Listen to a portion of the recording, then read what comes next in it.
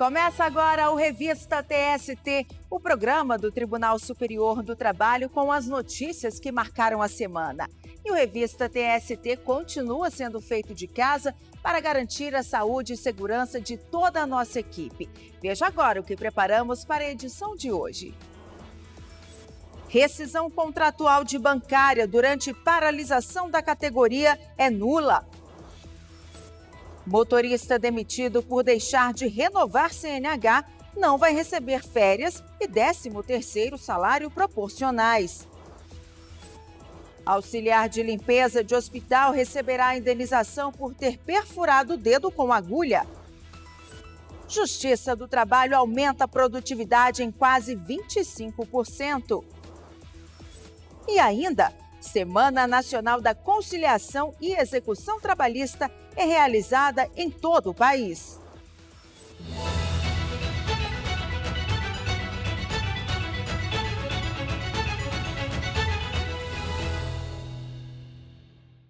A gente começa o programa de hoje trazendo um caso de destaque da seção 2 de dissídios individuais.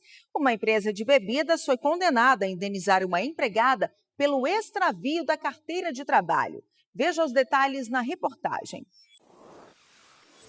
Em ação trabalhista ajuizada pela empregada contra a franquia de bebidas Bubble Kill, em Brasília, foi firmado acordo de R$3 mil, dando quitação aos valores pleiteados. A carteira de trabalho da profissional foi então entregue à empresa para registrar a baixa, mas foi extraviada. Com isso, a empregada recorreu à justiça requerendo o pagamento de indenização. Ela argumentou que, sem o documento assinado, enfrentava dificuldades para conseguir novo emprego.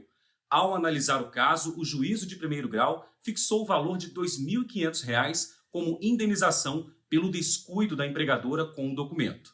A empresa impetrou mandado de segurança contra a sentença no Tribunal Regional do Trabalho da 10ª Região, que abrange o Distrito Federal e Tocantins.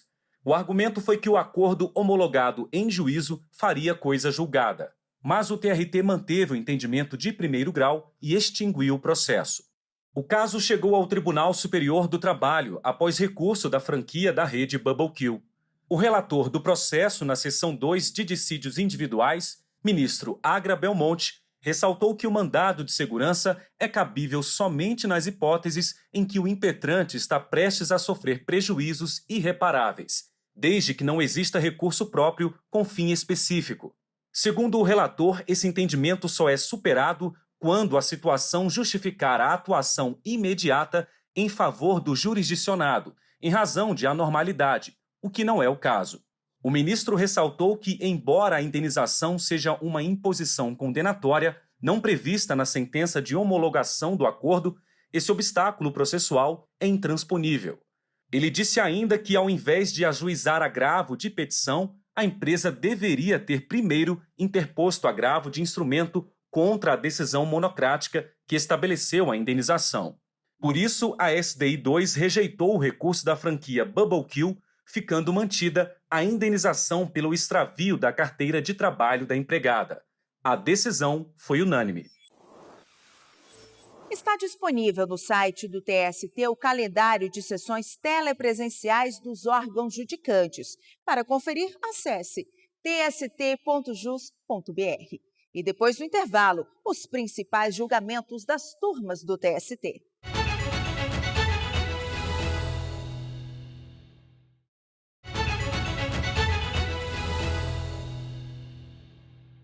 Estamos de volta e vamos fazer um giro pelas turmas do TST e conferir os principais julgamentos. E eu começo com um destaque da segunda turma. Dispensa de gerente do Banco Santander durante greve da categoria é considerada nula.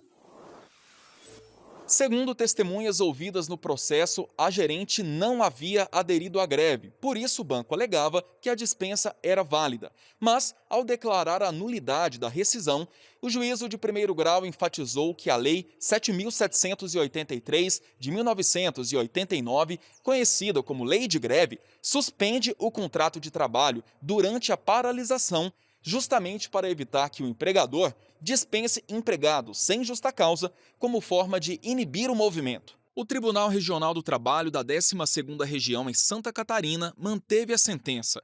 Para o TRT, embora a gerente não tenha participado da greve, a paralisação gera reflexos para toda a categoria. No Tribunal Superior do Trabalho, o banco sustentou que a garantia provisória de emprego se aplica apenas aos grevistas. Dessa forma, a proteção não se aplicaria à gerente. Mas, segundo a relatora do caso na segunda turma, ministra Delaide Miranda Arantes, algumas turmas do TST já afirmaram o entendimento de que o ato de dispensa sem justa causa do empregado durante o período de greve configura conduta abusiva e antissindical, ainda que o empregado não tenha participado do movimento. Conforme o artigo 7º, parágrafo único da Lei 7.783, o exercício regular do direito de greve gera a suspensão do contrato de trabalho, ficando limitado assim o poder de dispensa assegurado ao empregador.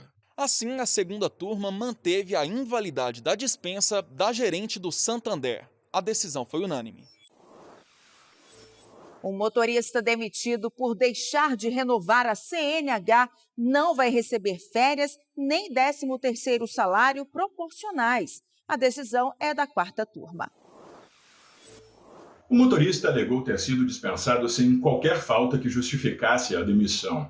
Já a empregadora sustentou que ele estava com a carteira de habilitação vencida, mesmo após o prazo de 30 dias previsto no Código de Trânsito Brasileiro, e que isso impossibilitava o exercício da profissão.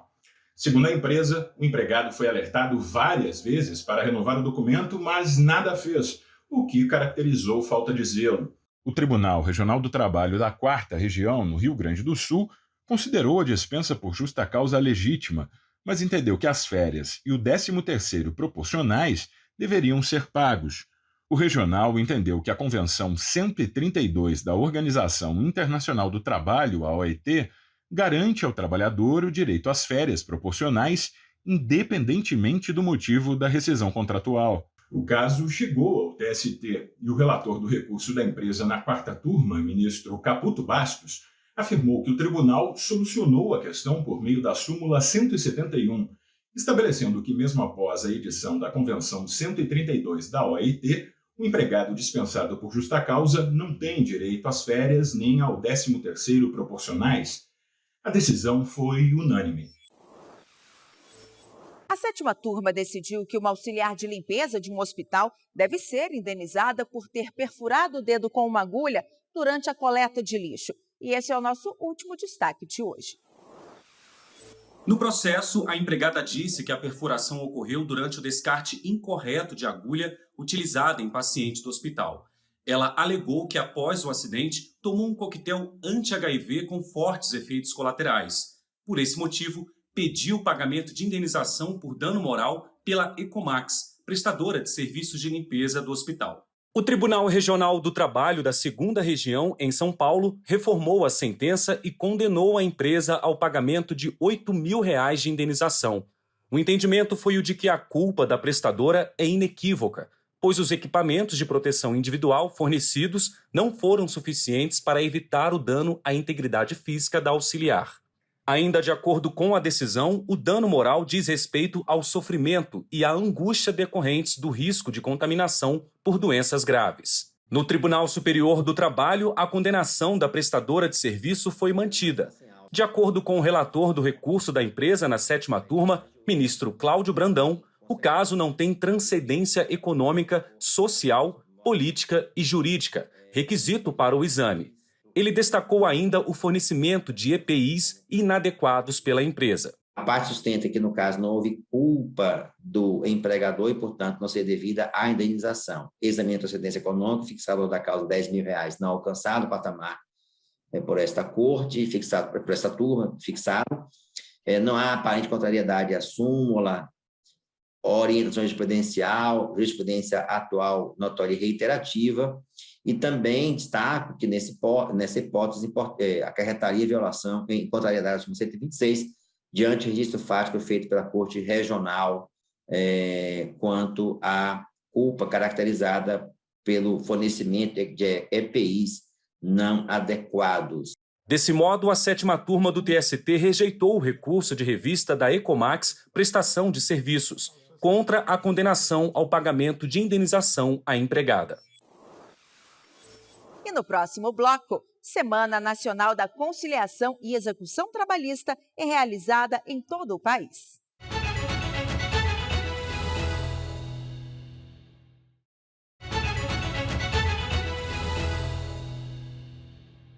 E foi realizada em todo o país a Semana Nacional da Conciliação e Execução Trabalhista.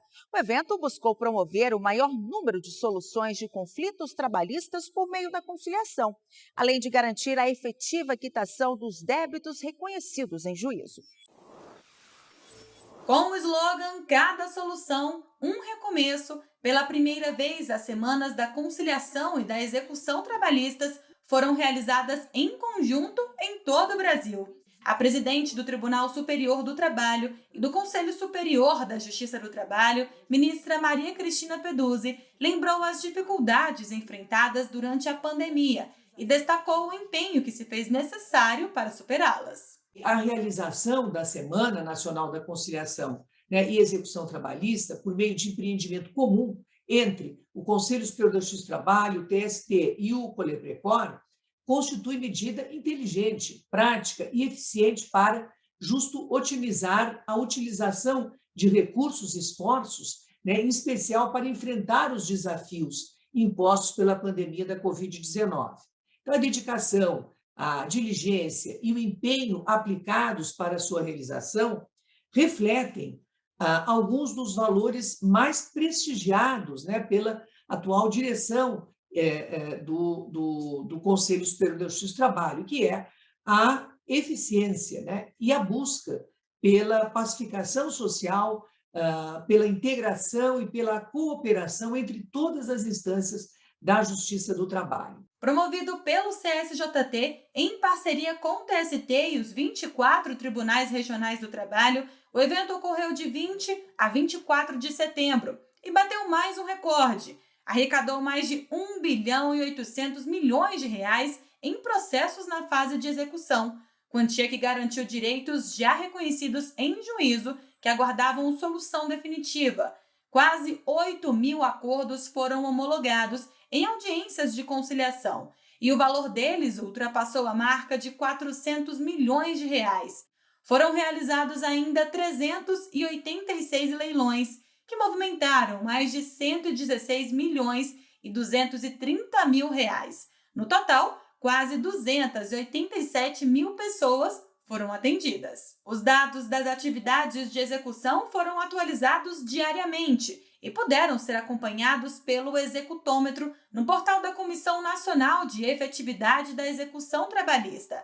O vice-presidente do TST e do CSJT, ministro Vieira de Mello Filho, observou que esta iniciativa mostra que a Justiça do Trabalho está cada vez mais comprometida com a sociedade. Com estas iniciativas, a Justiça do Trabalho mostra toda a sua importância e seu compromisso com a sociedade. De um lado, ela promove a pacificação social com a construção de solução negociada que culmina na conciliação, conferindo agilidade e intensa participação social. De outro lado, e nos casos em que não é possível a conciliação, ela garante a efetividade de suas decisões com execução ágil e eficiente. O coordenador da Comissão Nacional de Efetividade da Execução Trabalhista, ministro Cláudio Brandão, destacou a importância de um evento como esse atender o maior número de pessoas. Cada processo é importante, cada processo tem a sua singularidade e cada pessoa deve merecer de nós o mesmo tratamento isonômico. Em 1 ano e meio de pandemia da Covid-19, a produtividade do Tribunal Superior do Trabalho aumentou em relação aos 18 meses anteriores. Em média, o TST julgou quase 2.000 processos por dia trabalhado.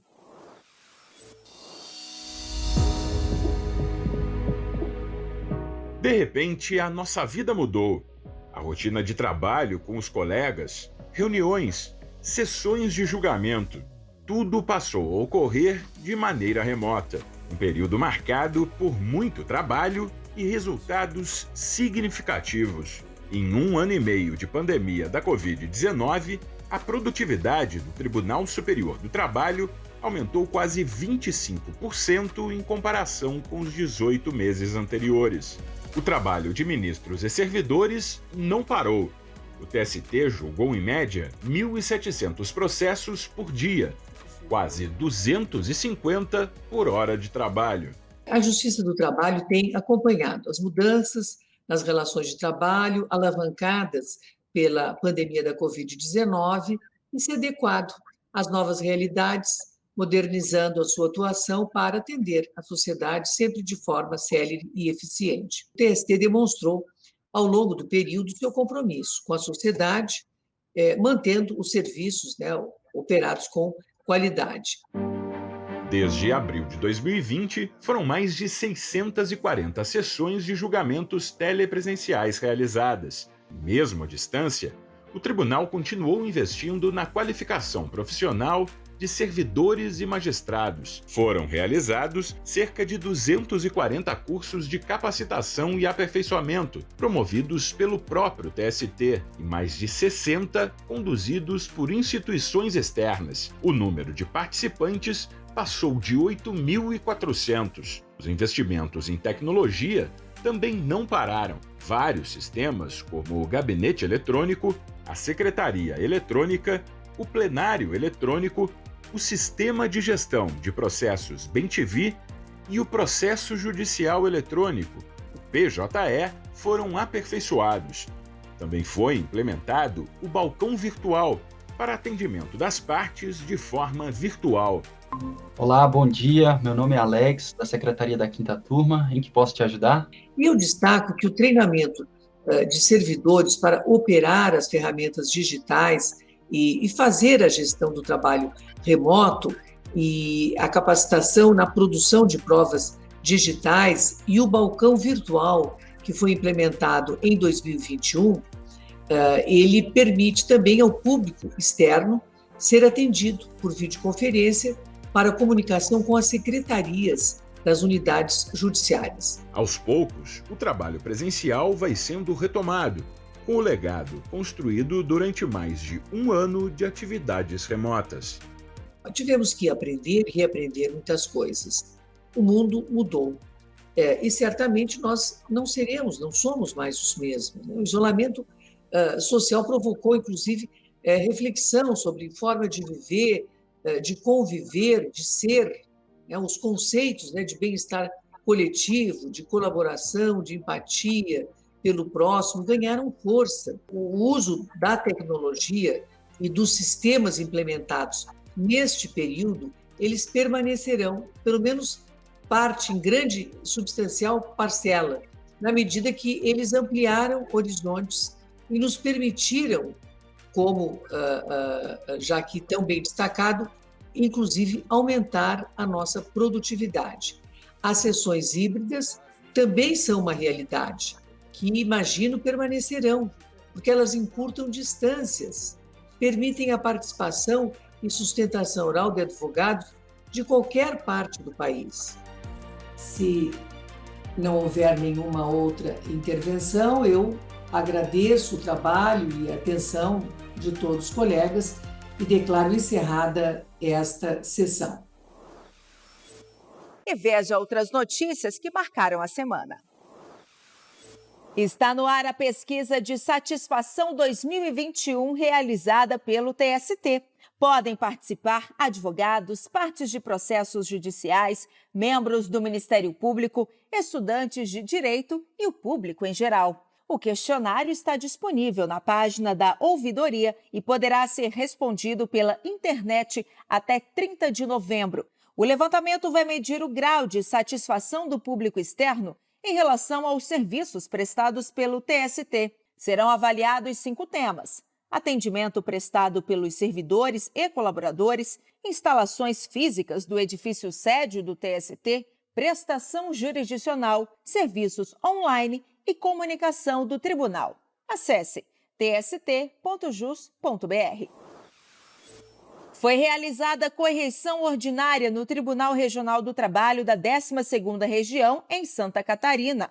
Em razão das restrições impostas pela pandemia, as atividades ocorreram de forma telepresencial. Em reunião com os desembargadores, o Corregedor-Geral da Justiça do Trabalho, o ministro Aloísio Corrêa da Veiga, elogiou a instituição e enalteceu a gestão, administração e seriedade do regional. O ministro também ressaltou a agilidade com que a Justiça do Trabalho conseguiu se adequar à nova realidade, mantendo a atuação diferenciada sem interromper a entrega jurisdicional.